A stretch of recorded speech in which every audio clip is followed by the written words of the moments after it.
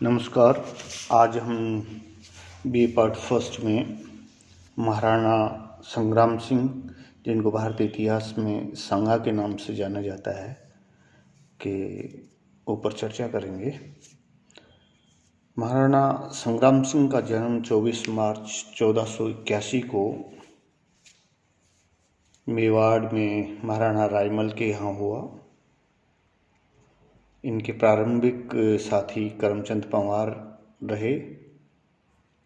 4 मई 1508 को महाराणा रायमल की मृत्यु के उपरांत महाराणा संग्राम सिंह का सांगा का राज्यारोहण मेवाड़ की राजगद्दी पर हुआ। जिस समय वो गद्दी पर बैठे उस समय मेवाड़ की आंतरिक समस्याएं बहुत सारी थी, जिनसे महाराणा सांगा को जूझना था। और उन आंतरिक समस्याओं या प्रारंभिक कठिनाइयों में हम आंतरिक कलह और मेवाड़ राज दरबार का आंतरिक कलह और बाह्य आक्रमणों को ले सकते हैं। सामंतों द्वारा हस्तक्षेप और अपने आप को स्वतंत्र जागीरें घोषित करना, ये लोग मेवाड़ के खिलाफ षड्यंत्र में शामिल थे। सीधा सीधा कह लीजिए कि सामंतों की गुटबंदी। और तीसरी जो समस्या जो थी महत्वपूर्ण, वो थी मुस्लिम रियासतों अर्थात दिल्ली, मालवा और गुजरात के निरंतर आक्रमण या निरंतर उनसे संघर्ष। ये 3 बड़ी समस्याएं थी मेवाड़ के सामने, जिस समय सांगा गद्दी पर बैठे।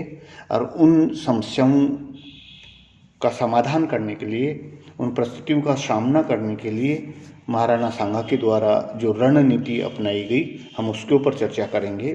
सर्वप्रथम उसने करमचंद पंवार को, जो उनका पूर्व सहयोगी था, अजमेर, परबतसर, मांडल, फूलिया और बनेड़ा के परगनों की जागीर दी गई। इससे उत्तरी पूर्वी सीमा को उसके माध्यम से सुदृढ़ किया गया। दूसरा, दक्षिणी पश्चिमी सीमा के संदर्भ में सांगा के द्वारा बागड़ और मारवाड़ से मैत्री संबंध स्थापित किए गए। एक प्रकार से राजपूतों का संगठन बनाया गया। तीसरा, ईडर में अपने समर्थक को गद्दी पर बैठाना, ये। और उसके बाद में फिर जब ये 3 काम हो गए उनके, करमचंद पंवार, बागड़ मारवाड़ और ईडर के बाद में सांगा के द्वारा विस्तारवादी नीति का अनुसरण किया गया। मालवा से संघर्ष। महाराणा सांगा को मारवाड़ से संघर्ष करना पड़ा। कारण था परंपरागत शत्रुता, क्योंकि मालवा की स्थापना 1401 में हुई और बाद में 1530 तक मेवाड़ का शत्रु बना रहा। मालवा का सुल्तान प्रसारवादी नीति में विश्वास रखता था, तो मेवाड़ का सांगा भी विस्तारवादी नीति को अनुसरण कर रहा था। आपस में टक्कर होना स्वाभाविक था। मालवा के मुस्लिम सुल्तानों की असहिष्णुता की नीति एवं धार्मिक कट्टरता भी संघर्ष का एक कारण था। सांगा के समय जो मालवा के साथ संघर्ष हो, उसका तत्कालिक कारण मालवा के उत्तराधिकार का प्रश्न था। 1511 में मालवा के सुल्तान नासिरुद्दीन की मृत्यु हुई और उसका उत्तराधिकारी उसका पुत्र महमूद द्वितीय को बनाया गया। लेकिन उसके भाई साहिब खान ने महमूद द्वितीय को मालवा से भगा दिया और स्वयं शासक बन गया। मेदिनी राय की सहायता से महमूद द्वितीय ने पुणे मालवा को अपने कब्जे में लिया, अधिकार में लिया। लेकिन कुछ समय बाद में गुजरात के सुल्तान मुजफ्फर शाह का मालवा पर आक्रमण हो गया। मेदिनी राय को वहाँ से भागना पड़ा और मेवाड़ की शरण में जाना पड़ा। सांगा द्वारा हस्तक्षेप किया गया, मालवा के ऊपर आक्रमण करके मांडू को पराजित किया गया, जिसके परिणाम स्वरूप गुजरात और मालवा दोनों में मैत्री हो गई और 15 फरवरी 1518 को इन दोनों में मैत्री हुई। मेदिनी राय को मेवाड़ ने गागरोन और चंदेरी की जागीर दे दी। इससे महमूद द्वितीय नाराज हो गया। 1519 में महमूद द्वितीय ने गागरोन पर आक्रमण किया, लेकिन मेवाड़ की सेना के सामने मुसलमानों की करारी हार हुई और सुल्तान के पुत्र को जमानती के तौर पर चित्तौड़ में रखा गया। दूसरा, गुजरात से संबंध, मालवा और गुजरात के मेवाड़ और गुजरात के संबंध। मेवाड़ और गुजरात के संबंध शुरू से ही गुजरात राज्य की स्थापना के साथ में ही कटुतापूर्ण रहे, क्योंकि दोनों ही रियासतें विस्तारवादी नीति का अनुसरण कर रही थी, तो हमेशा सीमाओं को लेकर तनावपूर्ण संबंध रहे। तत्कालीन समय में जो संबंध बिगड़े उसके पीछे था एक तो नागौर की समस्या, क्योंकि नागौर भी अपने आप में एक मुस्लिम रियासत थी, और दूसरा ईडर का मामला। दोनों ही उत्तराधिकार को लेके थे।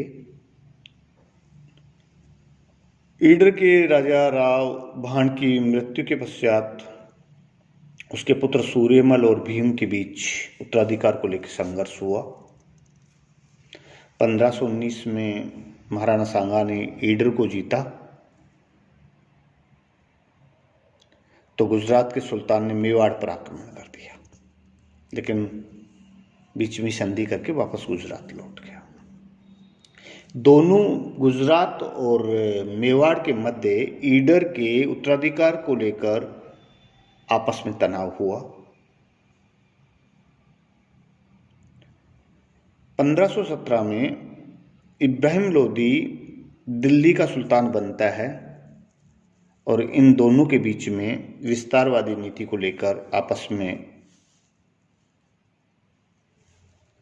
मनमुटाव बढ़ता है, तनाव की स्थिति पैदा होती है, क्योंकि इब्राहिम चाहता था कि अजमेर पर मैं कब्जा करूं और मेवाड़ का सांगा चाहता था कि ये मेरे अधिकार में, मेरे पास रहे। सांगा ने अजमेर को करमचंद पंवार के अधिकार में दे रखा था। हाड़ौती की सीमा पर खातौली के मैदान में दिल्ली सल्तनत की इब्राहिम लोदी की शाही सेना और राणा सांगा की सेना के मध्य युद्ध हुआ। इब्राहिम को पराजित होना पड़ा, भागना पड़ा। उसके बेटे को बंदी बनाया गया, बाद में दंड लेकर छोड़ दिया गया। 1518 में मियां माखन के नेतृत्व में पुनः दिल्ली की शाही सेना को भेजा गया, लेकिन इस बार भी वो पराजित हुई। इसके बाद जब इब्राहिम लोदी पानीपत के मैदान में पराजित हो जाता है और दिल्ली में मुगल राज्य की स्थापना होती है, तो हम मेवाड़ और मुगलों के मध्य शुरुआती दौर के जो संबंध थे उनके ऊपर चर्चा करेंगे। बाबर के लिए दिल्ली पर अधिकार करना सरल था, किंतु अपनी शक्ति को दृढ़ बनाए रखना, स्थिर करना, ये कठिन काम था।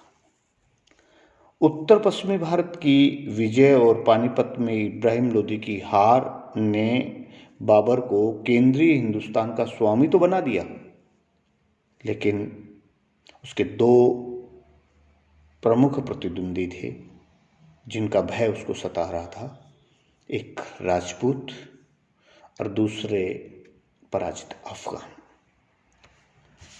उसी कड़ी में हम देखते हैं कि सांगा के साथ बाबर का जो युद्ध हुआ उसके क्या कारण रहे होंगे। बाबरनामा में बाबर लिखता है कि राणा सांगा ने पानीपत के युद्ध में समझौते का उल्लंघन किया। ये दोषारोपण लगाया जाता है उस पर। कुछ धार्मिक कारण रहे, फिर राजपूत और अफगानों का जो गठबंधन बन रहा था वो, और इसमें सबसे महत्वपूर्ण जो बात हमें दिखाई देती है वो दिखाई देती है कि जहाँ बाबर महत्वाकांक्षी था उतना ही राणा सांगा भी महत्वाकांक्षी था। दोनों सेनाओं के मध्य जो युद्ध की स्थिति जो बनी, परिस्थिति जो बनी, वो मुख्यतः महत्वाकांक्षी आकांक्षाओं के कारण बनी। 1 मार्च 1527 को राणा सांगा फतेहपुर सीकरी से 13 किलोमीटर उत्तर पश्चिम में स्थित खानवा के मैदान में पहुंचा। बाबर वहाँ पहले से जमा हुआ था। दोनों तरफ की सेनाओं के बीच में 15 मार्च के बाद में 16 मार्च 1527 को युद्ध प्रारंभ हुआ और शाम होते होते युद्ध में राणा सांगा की सेना को पराजय का सामना करना पड़ा। कहते हैं कि राणा की हार के कुछ कारण रहे। पहला कारण विश्वासघात, राजपूतों के द्वारा ही आपस में विश्वासघात करना, दैवीय प्रभाव, राणा सांगा की सेना में एकता का अभाव, अपवित्र गठबंधन, राणा की निष्क्रियता, पदाती सेना की अधिकता, और इन सब पर भारी पड़ा बाबर का तोपखाना।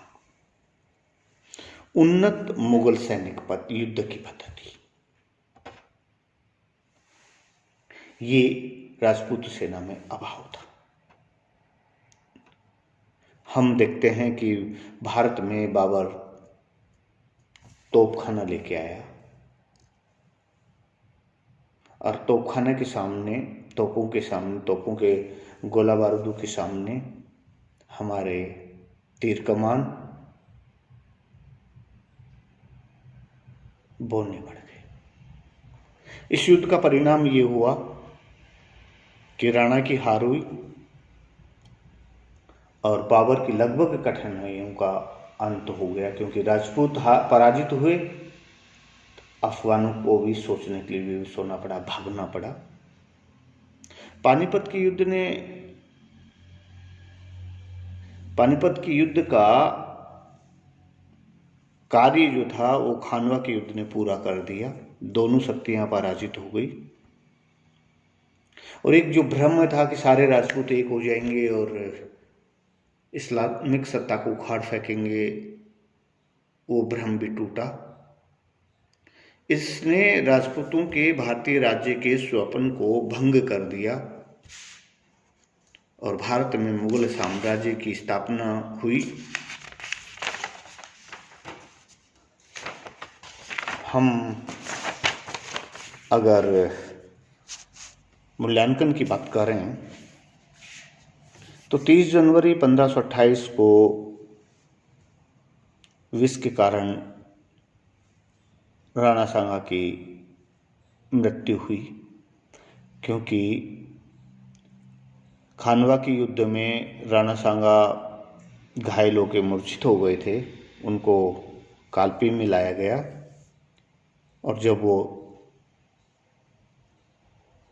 चेतन अवस्था में आया तो उन्होंने पुनः युद्ध के मैदान में जाने की ठानी, तो उनके साथियों ने उनको विष देकर मार दिया। कालपी से मांडलगढ़ लाया गया और वहीं पे उनका दाह संस्कार किया गया, जहां आज भी स्मारक छतरी के रूप में स्थापित है, जो उस महान योद्धा की हमें याद दिलाता है। सांगा के व्यक्तित्व की अगर हम बात करें तो महाराणा सांगा वीर, उदार, कूटनीतिज्ञ, बुद्धिमान और न्यायपरायण शासक था। अपने शत्रुओं को कैद करके छोड़ देना उसको उसका राज्य वापस लौटा देना ये सांगा जैसे उदार और वीर पुरुष का कार्य था। वह एक सच्चा क्षत्रिय था। उसने कितने ही शहाजादों राजाओं को अपनी शरण में आने पर अच्छी तरह रखा और आवश्यकता पड़ने पर उनके लिए युद्ध भी किया। प्रारंभ से ही आपत्तियों में पड़ने के कारण वह निडर, साहसी, वीर और एक अच्छा योद्धा बन गया था, जिससे वह मेवाड़ को एक साम्राज्य बना सका। मालवा के सुल्तान को परास्त कर उसने रणथंबोर, गागरोन, कालपी, भीलसा तथा चंदेरी को जीतकर राज्य की सीमाओं का विस्तार किया। सांगा अंतिम हिंदू राजा था। हम ये कह सकते हैं कि सांगा अंतिम हिंदू राजा था जिसके सेनापतित्व में सब राजपूत जातियों ने मिलकर विदेशियों को भारत से निकालने के लिए संगठित हुए। सांगा ने दिल्ली के सुल्तान को भी जीतकर आगरा के पास पीलिया खाल को अपने राज्य की उत्तरी सीमा निश्चित किया था। गुजरात, मालवा और दिल्ली के सुल्तानों को परास्त कर उसने महाराणा कुंभा के आरंभ किए गए कार्य को आगे बढ़ाया। बाबर लिखता है कि उसका अर्थात सांगा का मुल्क 10 करोड़ की आमदनी वाला था। उसकी सेना में 1 लाख सवार थे। उसके साथ 7 राजा, 9 राव और 104 छोटे सरदार रहा करते थे। उसके 3 उत्तराधिकारी भी यदि ऐसे ही वीर और योग्य होते तो मुगलों का राज्य भारत में जमने न पाता। एक सेनापति के रूप में सांगा में चाहे कितने ही गुण रहे हों, किंतु सैन्य प्रबंधन में निपुण नहीं था। बाबर की तुलना में सांगा की युद्ध शैली दकियानूसी थी। उसने शत्रु की चाल एवं युद्ध कौशल के अनुरूप अपनी युद्ध शैली को बदलने का कभी विचार नहीं किया। सांगा में स्वदेश रक्षा और मानव धर्म की पालना करने की क्षमता का अधिक महत्व था। उसने हिम्मत, मर्दानगी और वीरता के आचरण को अपनाकर अपने आप को हमेशा हमेशा के लिए अमर कर दिया। धन्यवाद।